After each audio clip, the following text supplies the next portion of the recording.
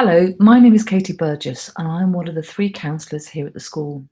Between the three of us, we offer up to 8 full days of counselling in a school week between the hours of 8 a.m. to 5 p.m. You've already heard of some of the ways the school can support you and your children through this stage of their school life.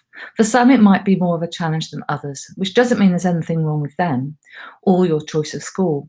It's just because some of us relish change and some find it harder.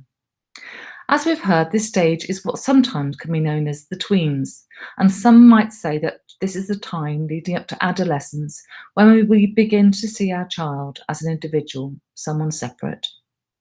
As well as this being exciting and fascinating, managing their process of separating from us inevitably has its challenges for all parties. Children at this age are forming their sense of self, and with that, developing their self-esteem, which we know is so important. Perhaps as well as helping them aim for success, the question is, how do we help them to use failure?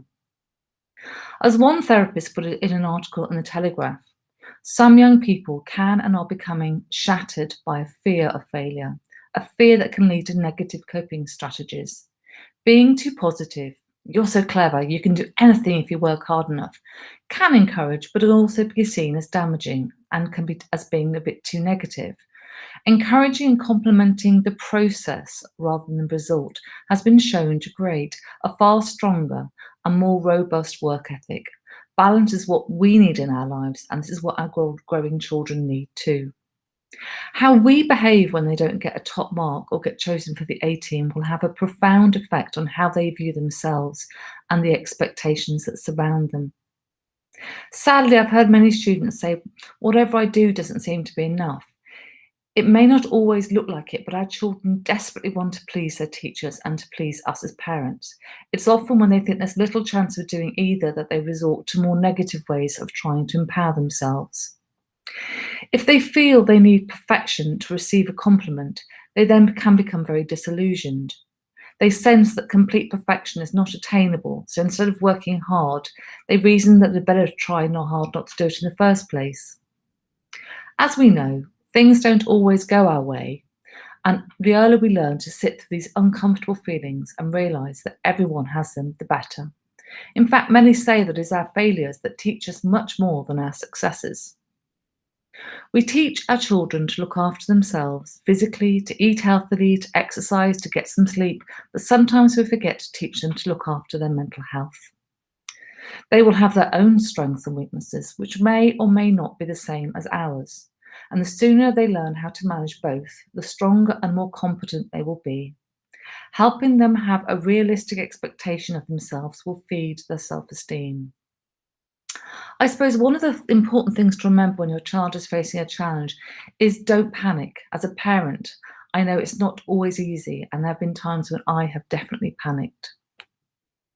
As we've said, there are processes of becoming independent, and seeing our child sad or upset is really difficult.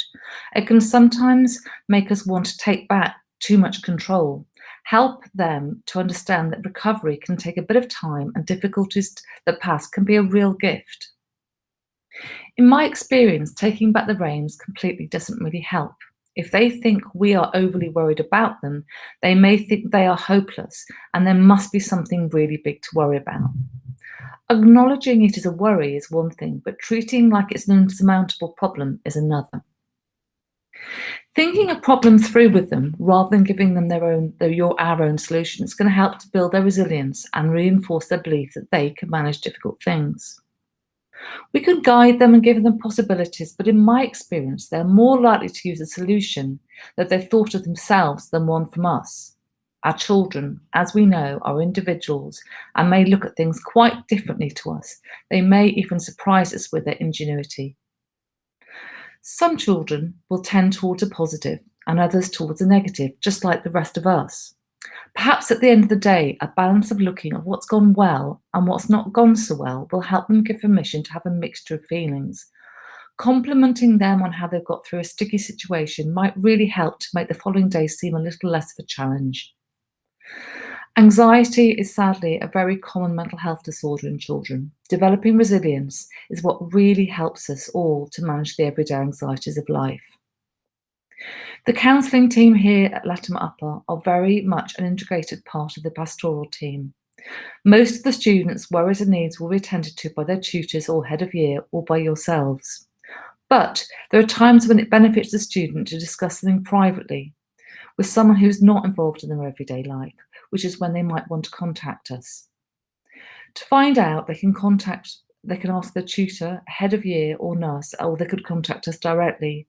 Details are on posters around the school and in front of a section of their school planner. They might also want you to make an initial appointment for them, which is also fine. We look forward to supporting your children. Thank you.